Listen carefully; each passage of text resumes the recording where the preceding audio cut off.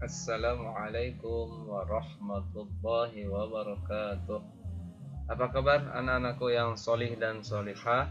Semoga kalian tetap sehat walafiat. Kembali lagi dalam pelajaran PAI dan Budi Pekerti kelas 4 bersama Pak Farid Qurtubi. Kali ini pembahasan kita adalah tentang kisah keteladanan Nabi Musa.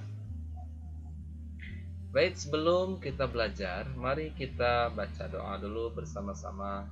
Doa sebelum belajar. Bismillahirrahmanirrahim. Rabbi zidni ilma warzuqni fahma. Ya Allah, tambahkanlah ilmuku dan pertinggikanlah kecerdasanku. Amin. Baik, anak-anakku yang solih dan solihah, kisah keteladanan Nabi Musa alaihissalam. Ayo kita ikuti kisah keteladanan Nabi Musa alaihissalam. Nabi Musa alaihissalam lahir di zaman Raja Fir'aun.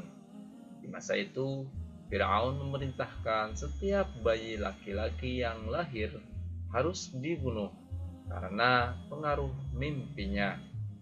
Menurut ahli nujumnya, mimpi Raja Fir'aun menandakan akan lahir seorang bayi laki-laki dari Bani Israel yang kelak akan membinasakan kekuasaannya. Raja Fir'aun terkenal sombong dan mengaku dirinya sebagai Tuhan. Allah Subhanahu wa Ta'ala melindungi Musa alaihissalam dengan menurunkan ilham kepada ibu Musa alaihissalam agar anaknya Musa alaihissalam dimasukkan ke dalam peti, kemudian dihanyutkan ke dalam sungai Nil. Musa diselamatkan oleh seorang wanita bernama Asiyah, istri Fir'aun. Melihat anak itu, Fir'aun marah, akan tetapi dengan bujuk rayu Asiyah, Fir'aun luluh hatinya. Ia tidak jadi membunuh Musa kecil. Suatu ketika, Musa kecil menangis karena kehausan. Asiyah memerintahkan pengawalnya untuk mencari ibu yang dapat menyusui bayi itu. Maka berdatanganlah wanita-wanita yang ingin menyusui bayi Musa alaihissalam. Namun, setiap kali ada wanita yang hendak memberinya susu, bayi Musa alaihissalam tidak mau, ia tetap menangis. Hingga akhirnya datanglah seorang wanita bernama Yukabat. Wanita ini menggendong dan menyusuinya. Seketika itu juga Musa kecil terdiam dan berhenti menangis sampai tertidur nyenyak. Mereka tidak mengetahui ternyata Yukabat adalah ibunya sendiri. Setelah diketahui demikian, Asiyah meminta agar Yukabat tinggal di lingkungan istana untuk mengasuh Musa kecil. Yukabat pun bersedia dan dengan senang hati mengasuh anaknya sendiri di lingkungan istana Fir'aun. Yang pertama, Nabi Musa alaihissalam suka menolong. Suatu ketika, seorang laki-laki bergegas datang kepada Musa alaihissalam dan berkata, "Wahai Musa, sesungguhnya pembesar sedang berunding untuk membunuhmu. Keluarlah dari kota ini. Itulah nasihatku kepadamu." Musa alaihissalam mengikuti nasihat orang itu, maka keluarlah ia dengan perasaan khawatir seraya berdoa kepada Allah Subhanahu wa Ta'ala. Doanya seperti ini, "Ya Tuhanku, yang maha kuasa, yang maha pengasih, lagi maha penyayang.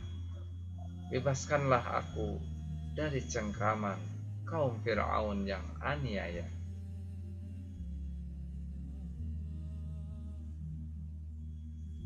Sesampainya di negeri Madyan, ia menjumpai sekumpulan orang yang sedang memberikan minum kepada ternak mereka. Di antara mereka ada 2 orang gadis yang sedang menambat ternaknya. Musa alaihissalam menyapa, "Mengapa tidak ikut bersama mereka mengambil air?" Kedua gadis itu menjawab, "Kami tidak dapat mengambil air kecuali sesudah orang-orang itu semuanya telah selesai mengambilnya. Dan karena kami tidak kuat berebut dan berdesak-desakan dengan orang banyak itu. Bapak kami sudah tua, karena itu pula tidak sanggup datang kemari untuk mengambil air." Seketika itu juga Musa alaihissalam menolong kedua gadis itu untuk memberikan minum kepada ternak mereka. Setelah menolong, Musa alaihissalam berteduh di bawah pohon seraya berdoa, "Ya Tuhanku, sesungguhnya aku membutuhkan kebaikan yang Engkau turunkan kepadaku." Kedua gadis yang ditolong Musa alaihissalam pun pulang ke rumahnya dan menceritakan kepada ayah mereka bahwa telah ditolong seseorang yang berhati mulia. Salah seorang dari gadis itu berkata, "Ya ayahku, ambillah ia, Musa, sebagai orang yang bekerja kepada kita. Kelihatannya ia orang yang kuat dan dapat dipercaya." Si ayah mengabulkan permintaan putrinya. Ternyata ayah kedua wanita itu tak lain adalah Nabi Syuaib alaihi salam. Disinilah perjumpaan antara Nabi Syuaib alaihi salam dengan Nabi Musa alaihi salam. Pada akhirnya Nabi Syuaib alaihi salam menikahkan salah satu putrinya dengan Musa alaihi salam. Yang kedua, Nabi Musa alaihissalam menghadapi Fir'aun. Nabi Musa alaihissalam telah diberi Tuhan mukjizat, yaitu tongkat yang dapat dijadikan ular. Tangan Musa alaihissalam dapat mengeluarkan cahaya dan menjadi pelindung baginya dari ketakutan. Kedua mukjizat inilah yang dijadikan Musa alaihissalam untuk melawan Fir'aun bersama tukang sihirnya. Kedatangan Nabi Musa alaihissalam di Mesir membuat Fir'aun marah dan menuduhnya Musa alaihissalam sebagai tukang sihir yang hendak mengusir Fir'aun dari negeri itu.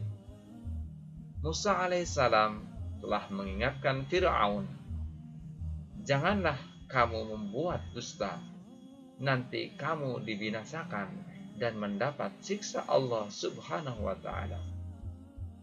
Fir'aun dan tukang sihirnya tetap saja melawan dan menantang. Akhirnya Musa alaihissalam meladeninya dan berkata, "Kalau begitu, kumpulkanlah semua tukang sihirmu, datanglah beramai-ramai, kita berjumpa di suatu tempat."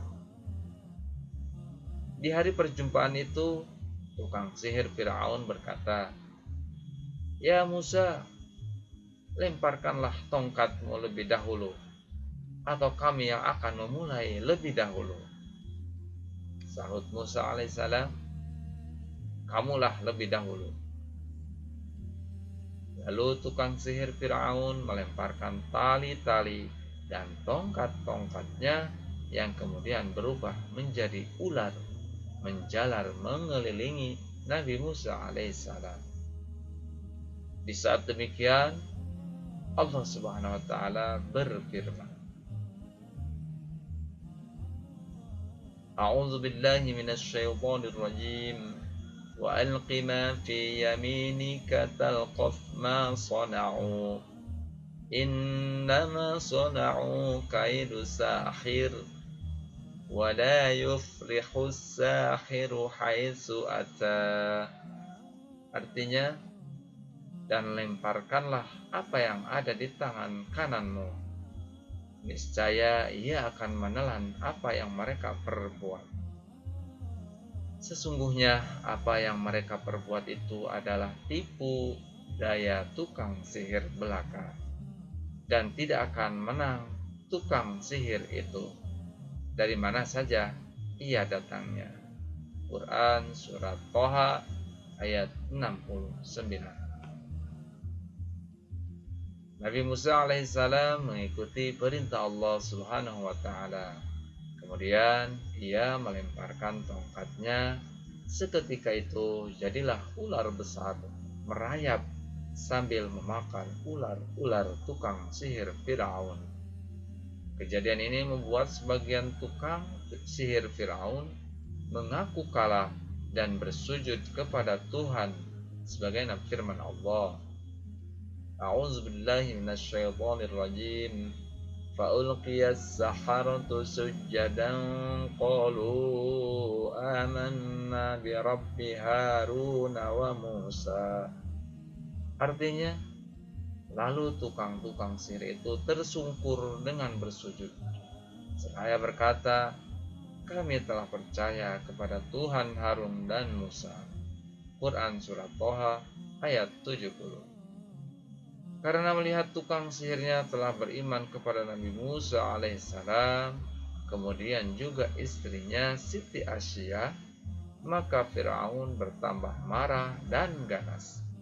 Bersama bala tentaranya, dia menyiksa orang-orang yang beriman termasuk istrinya sampai mati. Melihat yang demikian, Nabi Musa alaihissalam dan orang-orang yang beriman mundur dan melarikan diri dari kota Mesir.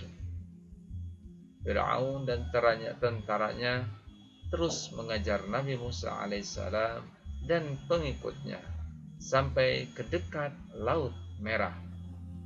Nabi Musa alaihissalam dan pengikutnya kebingungan. Di saat terdesak itu turun wahyu dari Allah Subhanahu wa taala yang memerintahkan agar Musa alaihissalam memukulkan tongkatnya ke permukaan Laut Merah. Tiba-tiba saja laut membelah menjadi dua bagian. Jalan yang panjang telah terentang di hadapan mereka. Nabi Musa alaihissalam dan pengikutnya terus berlari mengikuti jalan panjang yang telah terbentang menuju seberang. Di kejauhan terlihat Firaun dan bala tentaranya terus saja mengejar Nabi Musa alaihissalam. Akhirnya Nabi Musa alaihissalam sampai di seberang dengan selamat. Sementara Firaun dan tentaranya masih berada di pertengahan jalan. Di saat itulah Allah Subhanahu wa taala mengembalikan Laut Merah seperti semula. Firaun dan tentaranya pun ditelan oleh air laut. Demikianlah pembalasan dari Allah Subhanahu wa taala terhadap orang yang durhaka. Demikianlah anak-anakku yang sholih dan sholihah, kisah keteladanan Nabi Musa alaihissalam. Mudah-mudahan kita bisa meneladani sikap Nabi Musa alaihissalam. Terima kasih. Insya Allah kita akan ketemu lagi dalam pembahasan selanjutnya. Sekian dari Bapak. Wassalamualaikum warahmatullahi wabarakatuh.